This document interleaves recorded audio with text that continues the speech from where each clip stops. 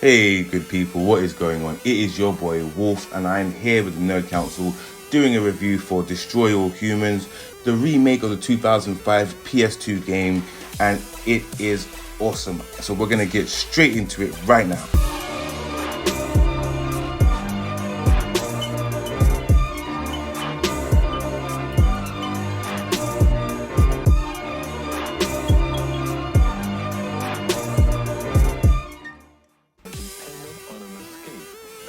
Destroy All Humans is a game that tries to bring the fun arcade type game style to a more free-formed open world setting, and it actually works quite well.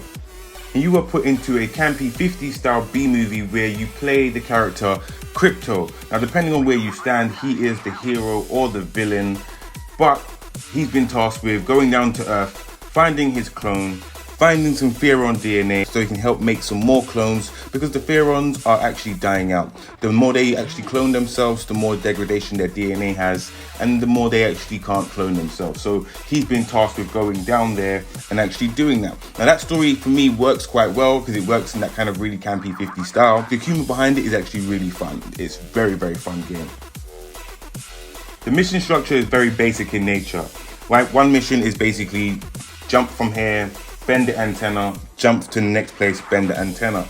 Or another mission is disguise yourself as the mayor and do a speech about aliens not existing. So the mission structure is very simple, and the controls can be very janky at times. One thing I did have trouble with was the camera. Moving the camera around sometimes was a bit hard to do. It did feel like a PS1, PS2 game, which it is a remaster, so I wasn't expecting something really out of this world, but that was one thing that I thought they could have fixed, was the camera. But minus the camera, it does become a little bit repetitive as well when it comes to the missions. So it's basically set out the same way: investigate, do a random task, and then blow everything up. This doesn't mean that the game is not fun at all, because the large variety of weapons that you're given really means that you can actually have some fun with each level, because you get given a myriad of weapons while you're on foot, but then also you're given your spaceship to kind of tear apart the cities as well, and those have a lot of upgrades and weapons. Like my personal favorite is the on foot anal probe. It is funny, it is hilarious, it goes up their backside and then makes their head explode. So that is one of my favorites. And when it comes to the spaceship, my favorite weapon for that would actually have to be the death ray. Every other weapon is great because you have this kind of like sonic boom, you have a green destroyer bubble, and you also have telekinesis, but I prefer the death ray because it just feels very simple and it feels like Independence Day when you shoot. Now the game's graphical overhaul is something that I can say I am utterly amazed with. The game looks beautiful. You wouldn't actually believe it was a PS2 game. You would think it was a maybe PS3, maybe early PS4, maybe an indie studio that made it, but it is really good. They've got some really small details down, like the fact that if you look at Crypto's the holes on his back of his head, they actually move like he's breathing, which I find funny and amazing. Just little things like that. You can see snarls, you can see some. Like before you couldn't really see the snarl in the face and you couldn't really see the facial animations, and now you can see a lot more of that. So that is something that I will say is amazing. The destruction physics looks so much better than it did back in 2005.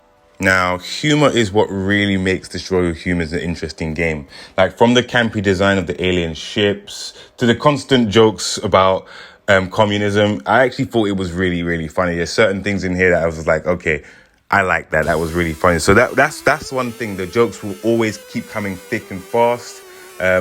Pox, Crypto is always on smoke. Always has some form of joke under his belt, which I actually really find is very funny.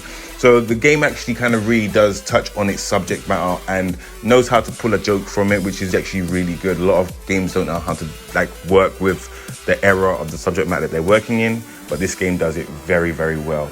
It really takes its subject matter on and has fun with it, which is really good thing to do. All in all, if you're looking for something revolutionary, out of this world and just groundbreaking, then this wouldn't be the game for you. This is a remake of a PS2 game, and it has definitely done that. It has rejuvenated the series, and I hope they actually do Destroy All Humans 2, just like they've done with Crash Bandicoot and Spyro and other games of that generation. But it is definitely a game if you want to pick up and play, have a quick action game, play a couple missions, put it down, then this is definitely the game for you. I would definitely pick this up for people who actually want to have something on the go. Just, you know, you don't want to commit to a game just yet. This is definitely something for you.